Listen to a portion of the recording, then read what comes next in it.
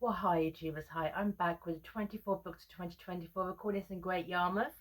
And on my sojourn of doing as many book reviews today as humanly possible, this is one I picked up in a charity shop. A charity shop that's actually closing down. I got this for pennies. And it's quite interesting, okay, because it's by Sigmund Brouwer, okay. And this book came out in 2000. This book came out 24 years ago. And it's interesting too because it's set in space, and it's interesting because it carries quite heavy themes too about God and the universe. Okay, so here we are. The science station is in trouble. Oxygen is leaking out of the dome, and the scientists and techies are stumped. The next supply ship from Earth isn't due for days. 14-year-old Tyce Sanders holds the key to the mystery, but will he discover it in time to save those who live under the dome? So, Dome City on Mars. Dome City on Mars. Now, this is something that's been carried through fiction for a very, very long time, and we thought there was life on Mars, and there still could be. We still got those probes up there, okay, doing their thing. So, hey, here we are. So, mission to Mars, oxygen level 0. Mars Diaries, 20 06/20 2039. Time is running out. It starts off with Tyce, okay, with this bit here, right? Here we are. It was beautiful against the red soil laden with iron oxidized and the faded rose-colored Martian sky. For the moment of the mountain where I stood, it took less than an hour's trek across the plains to reach it in good time. But we would not get that hour. Sand rattled hard against my titanium casing. You warned me of how little time remained, much less than we needed. But it turns out, okay, that Tice is not outside doing like massive kind of Martian exploration. Sorry, Tice, okay, is in a virtual reality suite being trained, okay, as a thing, and by Roland McTiger, okay, who's the head of this program, basically using virtual reality, connecting people to robots, so then they can go and explore the Martian landscape because people cannot obviously leave this biodome, right? And this bit here, okay. The bad news was that no rocket actually hit my body. My head did hurt. That's what happened. Sorry, that's the way it was in a reality program, a computer game. Except you're actually in the game instead of watching your players get knocked out. It happens in a small way to you, right? And also very very interesting, okay, is the fact is that Tice is disabled. He is a wheelchair user on Mars. He was born on Mars. He made history as the first person to be actually born on Mars. And it is very interesting, okay, because it's set in 2039, yet in 2025 was when the biodome was first formed. People came from the best and the brightest, okay, and this bit here, okay, because remember, that's only a year from now. Why aren't we on Mars? We should be on Mars, okay, and it's quite funny, okay, is when they're talking about this, okay, right, when I think about it, I mean, some of the scientists and takers in the dome were my age around the year 2000, even though the last millennium seems like ancient history. Actually, yeah, I guess.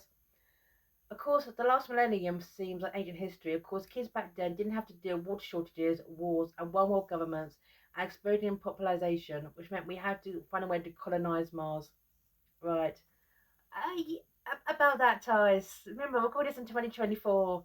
Yeah, I kind of think that we do. Okay, right. Okay. So Tice is a wheelchair user because and it's very, very rare in fiction to actually have a wheelchair user as a protagonist, especially but they came out in the year 2000. So it's interesting too because how it happened was when he was born. Remember, he's the first boy to be born on Mars.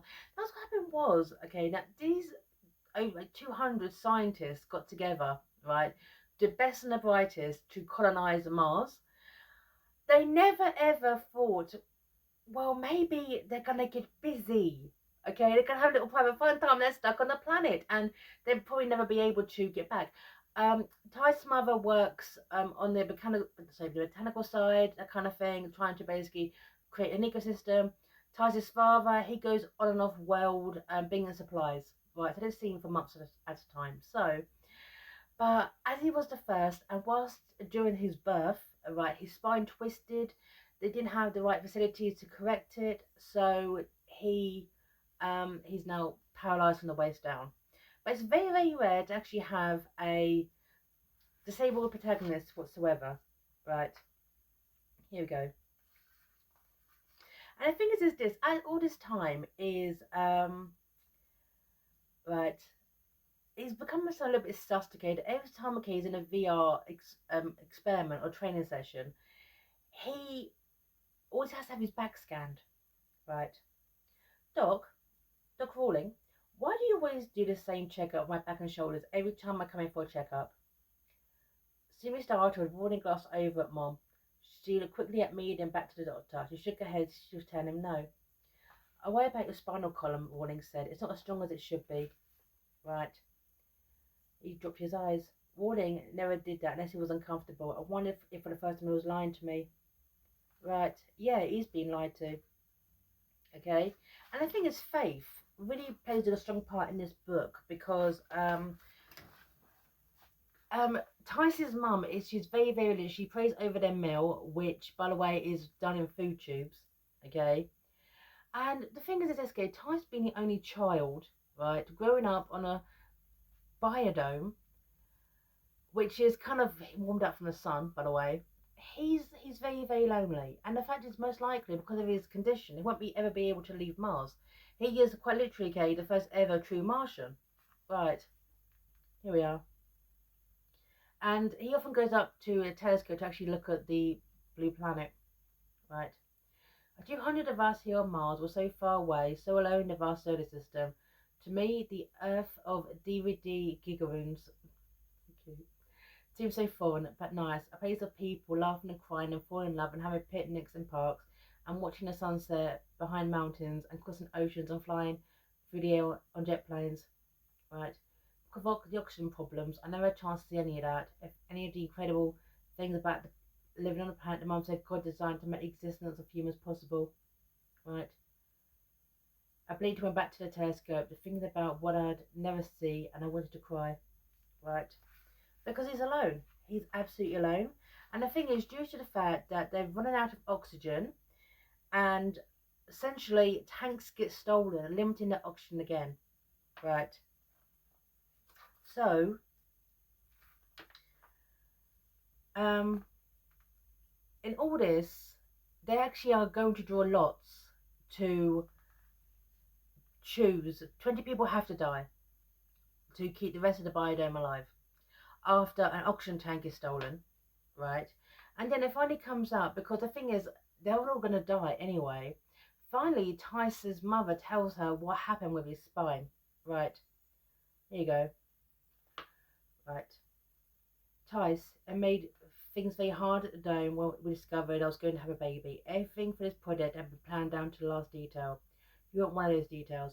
Director Stephen, the man in charge of this, was furious, but he couldn't send me back. They needed a plant biologist to begin to experimental work on the hybrids for Mars. Right. If I went back to Earth, the time it takes to travel back and forth, it'll put them years behind. They're waiting for a replacement. Dr. Stephen threatened to send you back as soon as you were born, but I knew the journey in a spaceship would kill you.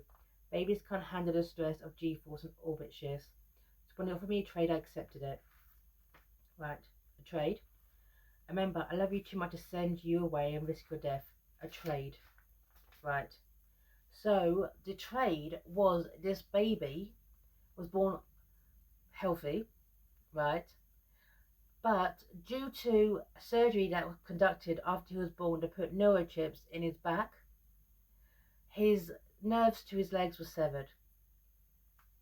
And now Tyce is in a wheelchair. So the director Stephen would have sent him back to Earth, where he probably would have died thanks to the gravity. So, yes. So that action made Tyce the way he is. He's got a right to be upset, and he is upset. Okay? Right. And the thing is this, though, Tyce is forgiven eventually, okay, because he's upset by this, right? Because, get this bit, okay? In a way, I feel sorry for Mom than I did for myself. She's the one who feels guilty over what happened because of the operation. You know, it isn't her fault. She didn't have much of a choice. She sent me off to certain death or the spaceship, allow me to stay and become part of the experimental procedure. She had a short time to make the decision. Right. Maybe she'd be mad at Dr. Stephen, who forced Mum to make the choice, but he didn't plan on the operation going wrong. No, he didn't. That is true. However, when it comes to, but of course, Tyce, after these oxygen tanks are you know, stolen, and they've absolutely, you know, they're all gonna die. Okay, is um, one of the volunteers for ending her life, to stepping out of the Martian biodome and dying, is Tyce's mum. Now she's willing to sacrifice herself because she's a Christian. Okay, right. Now Tyce is a young individual who, due to the fact that without his consent, incidentally, he was manipulated at birth, causing a life-changing injury, and his mum is now going to sacrifice herself for the greater good. Even though under this, now Dr. Stephen, okay, who actually runs this place, he is very dismissive of Tyce, very dismissive of Tyce. And what's going to happen? Who's going to take care of him? He's still a child. Right. 14 years old, you know, basically losing his mother. His father's on and off ship all the time. Yeah. Okay. And her rationalization behind this is, Tyce, I'm a Christian. I believe God created humans with a body, a mind, and a soul. I know you can't prove the existence of a soul. You can't tell me. So you tell me all the time. But you can't prove it doesn't exist either. Okay? So basically, for the greater good for my Christian soul, I'm prepared to sacrifice myself. Okay? But it turns out that all these manipulations on Tyce, okay, is to hook him up to robots to actually let him explore the lunar surface. Okay, or sorry, the Martian surface, the Martian lunar surface, which I actually managed to do. They put him in like a suit, come up to a robot, and he gets to actually explore the world outside. Okay, and you should think at this point, now I'm reading this as an adult, this is sus. Now, when they're 20, Tyce puts on a suit, okay, he connects to a robot outside. The robot starts exploring. It's absolutely mind blowing for Tyce because he's the only person who can actually do this. He serves a function. He's still in his suit, okay, when he goes to the big meeting, the big kind of sacrifice meeting, okay, right, which is, by the way, all drawing lots, but his mum volunteered, right, here we are. Here you go. And Tyce is one who's actually chosen, right? Director Stephen checked the street of paper in his hand. I can't let him stay behind. When I drew names, I did not set anyone apart. Because of that, his name was on the list too. So hold on. You're going to sacrifice a child, sacrifice a teenager, and let 20 people die, including a child, right? And that's for the greater good. Now, of course, it turns out, okay, that Director Stephen was the one who actually stole the 20 oxygen tanks. It's taken the actual 20 to a safe location and let 180 people, right? Actually, 100, yeah, actually 181, I guess, right, die, right? To keep this 20 alive, even though the oxygen is actually still on its way, still on its way. Okay, right. Whisper here, right. Let me explain, Director Stephen said calmly. The oxygen levels in the dome is far lower than anyone I knew. Had I been truth about it, there would have been panic and civil war as people fought to remain oxygen tanks. After I did the calculations, I discovered there was only enough oxygen for 20 people to survive. Right. So, yes, everyone that Tyce knows is going to die. And of course, however, as he's still hooked up in his like robotic suit, he's managed to get a message to Rawlins to basically activate the robot, and Tyce fixes the actual repair. It turns out there's weathering, right? There's weathering, okay, on the actual solar panels, and they're easily fixed. Easily fixed. Yeah, Tyce sitting there hooked up to a machine. Okay, the robot outside goes out there and fixes the problem. Right, here we are. Okay. Actually, there's one bit here I actually liked. The heat of the Martian sun seemed to glow in my titanium bones. It was midday and the temperature registered 65 degrees Fahrenheit. In my time, I've never been outside. It felt marvellous, as now I had when I first left the dome to scoot across the plains. Right, and wind. I never heard the sound of wind. I read about it. It whistled across the stark rocks embedded in the Martian sand. Tiny bits of sand rattled off my wheels and arms as I spread across the landscape. It was a glorious feeling of being alive. right? And he's doing all that whilst Causey's stuck in his wheelchair, okay? Right. But the thing is this, when Tyce fixes the problem, the solar panels are fine. This is what's going to happen, okay, to Director Stevens. Right, here you go. Of course, Director Stevens is no longer going to be part of the actual program, right? And Tyce actually has a moment of compassion for him. I do feel sorry for ex-director Stephen. He faced a difficult decision in trying to choose who should live and who should die. I think that was just it. He made a decision without talking to anyone, just trying to be God, right? So Stevens is going to be sent back. Rawlins now is actually going to be charge of the actual biodome, and interesting too because you can imagine the history of this put together. And they got Tyce, who's the first Martian, who was manipulated against his consent. He was a baby because Director Stevens demanded it, leaving Tyce paralyzed from the waist down. You've also got Director Stephen willing to sacrifice 180 people and save 20 for the greater good. You can imagine right now, okay, the scandal this actually ever broke on Earth, okay? You know, basically, someone tried to kill the first Martian. This would be an absolute outrage. So, was this book any good? Interesting to get the voice of God. There's actually a little thing at the back, okay, about what God is, okay, about science and God. What does science tell us about God, right? And does God really exist, okay? Right, so it mentions Galileo as well. So, but is this book any good? Interesting for a book which came out 24 years ago and was aimed at young adults. I actually, the weirdest thing is, some of the themes in this book I generally liked. Now, the discussion, okay, about God in this universe, now remember, okay, is the fact that these are humans on Mars. Now, you can imagine, okay, well, they are Christian, well, the mother is, living on this planet, but the fact is, okay, they are invaders. It's kind of like God did this, God created us, right? Which is fine.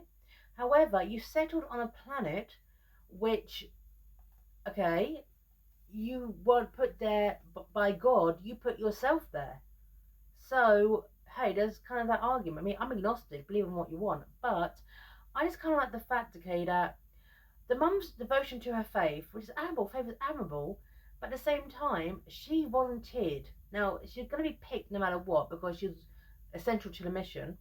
But the fact is, she volunteered. She put her faith over her son, hoping that God, okay, would provide a miracle. But a miracle happened, okay, due to science. That was the genetic manipulation on her son, and that saved the day. So anyway, very kind of heavy-handed thoughts within this book, and however, I enjoyed it because it was very, very different. It's nice to actually read books for young adults that came out decades ago. So, and I'm signing off here. Bye now.